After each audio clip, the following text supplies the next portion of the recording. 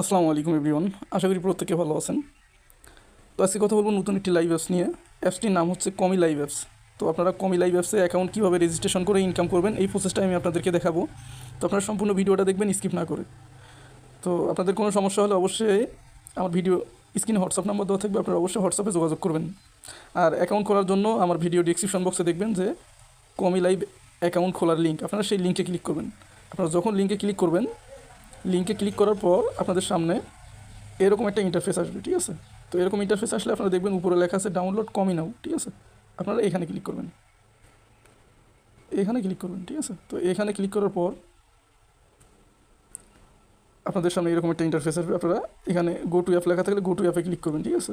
Go to app, তো তারপর continue লেখা আসবে, কন্টিনিউয়ে ক্লিক করবেন।